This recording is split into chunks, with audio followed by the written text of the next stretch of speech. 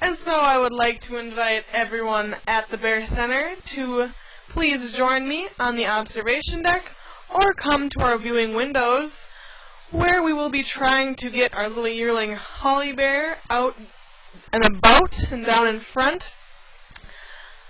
I would also like to mention that this is a worldwide broadcast. Yes, that is worldwide. And so we have folks listening throughout the globe. And we also have some worldwide volunteers that are helping us make this broadcast possible. And one of those volunteers is our PTZ driver. And PTZ driver looks like Holly's coming to the left of the falls with Heidi, our staff member, in the enclosure right now. And our PTZ driver is operating our pan, tilt, and zoom camera that feeds live every single day and can be linked on our website at www.bear.org. We have 3 other live cameras, and so if you wish to see these bears any time of the day, just go to our website and click on the link that says Live Cameras to see our little bears. Out right now, we have our youngest bear and our newest addition to the North American Bear Center, and that is Holly Bear. I would like to ask everyone on the deck to be as quiet as possible when they're out here because, as you can see, little Holly Bear's ears are very large, and she is very receptive to sound. So I thank you folks. You guys are doing a wonderful job. Now, Holly Bear is 18 months old. I think she hears the drain making some weird... Oh, she's standing up. And this behavior is very common for yearlings. So bears the age of 18-17 months. As you guys may have noticed, she stood up on her hind 2 legs. And black bears can walk plantigrade just like humans. And she did that so she could hear, see, and smell things in her environment just a little bit better. And little Holly Bear, you may notice, is a little bit timid. And she always looks to Heidi, our staff member, for guidance, always keeping kind of an eye on where Heidi is. And that's because Heidi is one of the staff members that little Holly Bear has bonded with the most. We received Holly in December of 2013, so she is very new. And she came all the way from Arkansas. So as you may imagine, Arkansas in December and northern Minnesota in December is much different. So she had some adjusting to do. She was born in the wild and was separated from her mother from a forest fire. The Arkansas DNR then found her. They brought her to the Appalachia Bear Rescue where they tried to rehab her to make her releasable into the wild. However, this was not possible, and she could not be released back into the wild, and so the North American Bear Center took her in December of 2013, right around Christmas time, and that is where she got her name, Holly. Holly Bear then went straight into hibernation and came out in the springtime. And when she came out, she was a very fearful, very frightened little bear. She did not like people, she didn't know her environment, and she didn't really understand the other bears. And so there was a lot of work to be done. And the staff members here, especially Heidi, the one we have out and about in our enclosure right now, spent many, many hours and a lot of time working with this little bear to make her used to people, to get her acclimated to this environment and the other bears. And that is one of the reasons we only have her out right now and the other bears are away. And so you folks can get a good look at our little Holly Bear. She has grown in confidence every day, and probably 3 weeks ago she would not be sitting like that with her back faced away from Heidi and down in front with all these new people watching her. But as you can see, she seems pretty fine. She seems pretty content. I believe she's chowing down on some peanuts, unsalted in the shell, and some red grapes, which are 2 of her favorite little treats. We also just introduced her to giving her a raw egg every morning, which we give our other 3 ambassador bears. That's a good source of protein for our bears. Only about 10% of a black bear's diet is protein. And in the wild, a majority of that protein comes from insect pupae, so those immature bugs, which are really, really high in protein. And it's one of the reasons that black bears have long, curved claws, is so they can dig open and rip open fallen over logs to get insect babies, pretty much, to get that protein they need. We also feed them some romaine lettuce in the morning and carrots. And then throughout the day we give them a wide variety of fruits, which may include watermelon and kiwi, apples, pears, plums, mangoes, dried fruits like dried cranberries and dried apricots, which are some of our bears' favorites, as well as some mixed nuts like Brazil nuts and peanuts, things like that. We feed them about 5 times a day.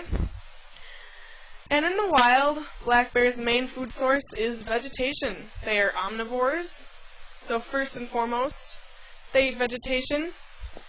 And this white clover we have planted in front of the pond is some of our black bears' favorite foods. So we have a patch right here and over to the far left, which all of our bears graze on. Looks like Holly Bear is still a little hungry. But it's amazing. 3 weeks ago, Holly would not be seen doing this behavior. So the improvement we've seen with her, the fact that Heidi can touch her and stroke her like that, is quite impressive. And she does not allow other staff members to do that. It's just the fact that she trusts Heidi the most. And I mentioned that we just introduced her to raw eggs a few days ago. And before that, Holly Bear was getting a bottle with some formula inside. And that formula was meant to mimic what a mother bear would be giving her cubs. And we suspect that a deep bonding happened when Heidi was feeding little Holly Bear her bottle. Because in the wild, that is a very deep, deep bonding relationship time. And so we think that by hand feeding her a bottle, there was a deep trust and deep bonding that developed between Holly and Heidi. In that formula was goat's milk, majority of it was goat's milk, heavy whipping cream, some yogurt, vegetable oil, olive oil, and a bunch of vitamins. So it was to make her nice and healthy. And you may notice her coat is a little brown on top, kind of mangy. And it's actually looking pretty good compared to about a month ago. She had some kind of weird skin conditions that have been worked out, and now she has a healthy little bear, and her coat's coming in very, very nice. Anyway, like I was saying, in the wild, bears eat mostly vegetation, and then they eat berries. They love, like, choke cherries, sarsaparilla berries, blueberries, strawberries, all sorts of berries. And also nuts. Hazelnuts are some of black bears' favorite nuts.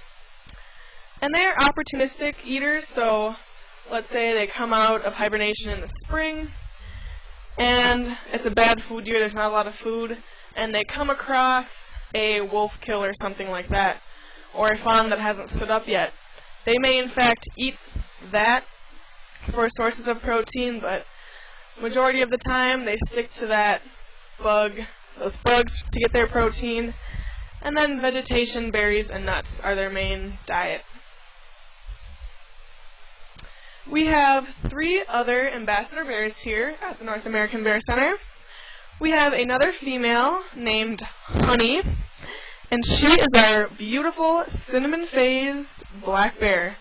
She is our oldest bear, and I think we'll be letting her out in about 10 or 15 minutes.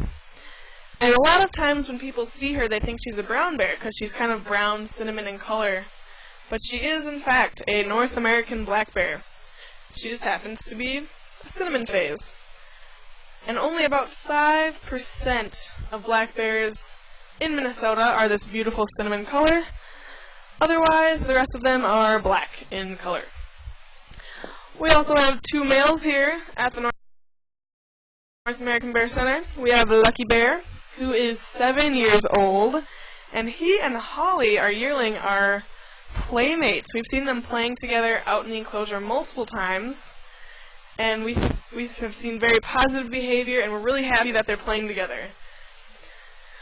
He is a very curious bear. He's very smart, and he utilizes our pond probably the most frequently.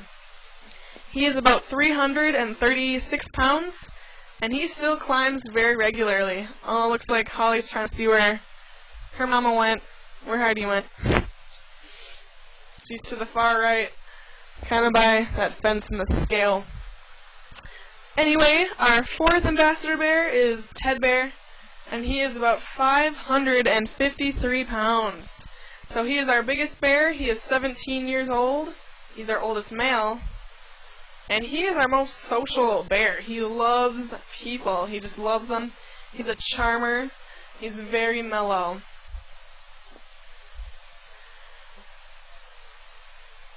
Looks like Holly's going on our scale. And yes, that is a scale. We weigh our bears every week. We usually just put food out. There's a little trough inside, and they hop right on. We weighed little Holly today, actually. She's about 89 pounds, so she's at a very good weight for a bear her age. And we just weigh them because we are their main food source, and we want to keep them as healthy as possible. So we don't want them underweight or overweight. We want them right at a happy medium range.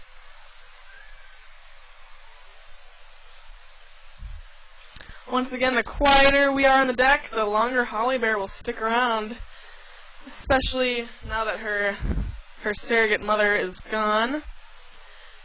I think we have some staff members who are going to let Honey out, our beautiful 18-year-old female. But those are our four bears. We have never had cubs here. We've never had bears mate with each other. And that is because black bears live in a matriarchal society. And so Honey, our oldest female, she's pretty much queen bee, and whatever she says goes. So she has rejected our males pretty much every year she's been here. So for 7 years, she did kind of buddy up with Ted Bear this mating season, which is the month of June typically. But no mating ever occurred. We have actually had wild males come to the outer fence, actually, that can smell honey. That has happened a few times, so it's pretty interesting. But, like I said, matriarchal society, so whatever she says goes.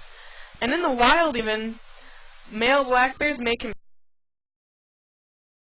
or fight each other for a female, and the female will still, she may reject the winning male, so it's a tough world out there sometimes for male black bears.